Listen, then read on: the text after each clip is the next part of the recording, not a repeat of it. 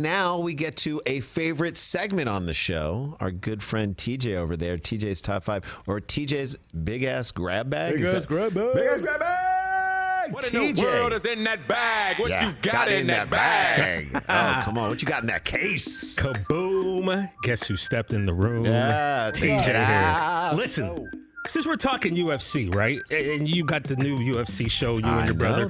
We just had Brendan. I figured I've been sitting on this for like a year and a half. I'm like, when can I even give this top 5? Let's do it. So I dug in the big ass grab bag, fellas, and I'm going to give to you TJ's top 5 favorite UFC fighters of all time. Now, I got to preface this. I'm not saying these are the 5 greatest of all time. Your favorites. Right? These are TJ's favorites, all right? Before you come yelling at me because your man's ain't on the list, just know these are the people I happen to enjoy the most. And coming in at number 5, this guy, you know, right before, I guess, at the beginning of the UFC boom in like 2005 or so. Okay. Randy Couture. Oh, yeah. The natural Captain America. You know, Randy, you know, was a heavyweight champion, 2-time light heavyweight champion, interim heavyweight champ. You know, just a grinded out style wrestler, former Army guy. He was like, it was between him and Chuck Liddell for that time as being like the face of the UFC. Chuck obviously was knocking people out with a one-hitter quitter. But there was something about Randy Couture I enjoyed, like just wrestling people to the ground and grinding them out and beating them up at the same time. He had multiple ways to get you, whereas Chuck Liddell was not a one-trick pony, but he had one thing. He would knock you out. Knock you out. He would knock you out. And the thing about the two of them is that, and we know this because we did the very first episode of The Ultimate Fighter on our show Nosebleeds. That's episode 3 for us. They were the 2 coaches. They were So Randy Couture was one coach, Chuck Liddell was another coach, and meanwhile, Chris Lieben was peeing on people's beds. So that was happening in that first episode. And guess what? That's not going to be the last time we hear the name Chris Lieben in this segment too. Okay. Coming in at number 4, you know, guys, I've kind of got this thing, right? I've got a rule. If you walk to the cage, the octagon, the wrestling ring, the boxing ring, and you're bumping a Biggie song, you're in. Chances are I'm going to root for you. 1,000%. So whenever I hear kicking the door coming through the speakers and I see this guy sprint to the cage, I know it's going to be a good fight. That's the answer, Frankie Edgar. I was a huge Frankie Edgar fan, man. I love this guy. And I think it really started in 2010 when he beat BJ Penn for the second time. Kind of let people know he was for real. And in 2011, he had the second and third fight of his Gray Maynard trilogy, which I happened to be in the building for. That just kind of locked it up for me. And also, I got to meet Frankie once. I did a little interview with him.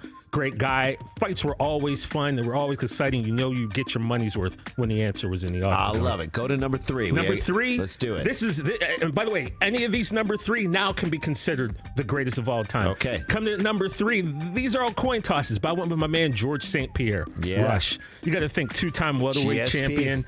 He came back and he avenged his only defeats. 1 to Matt Serra, which was looked at as the greatest upset of all time, and went to Matt Hughes. George, just, you know, he was the type of fighter who, he was a great wrestler, but he would actually take your strengths, use them against you, and then beat you with them. And he wasn't like a big talker. Wasn't a big talker. You know he was what I mean? A gentleman. He was maybe the biggest gentleman in the UFC Maybe not sport. a big enough talker. Maybe he probably wasn't, because for as big as he was, he did it in the ring. Had he had McGregor's boastfulness, it would have been so much bigger. You never know. And that's what Brendan Fitzgerald was talking about. Sometimes the personality makes the guy even bigger. All right, give me number 2. And you know what? He left the sport in 13, came back 4 years later, moved up in weight, won the light heavyweight championship. That's incredible. All right, so, who's number 2? The middleweight, my bad.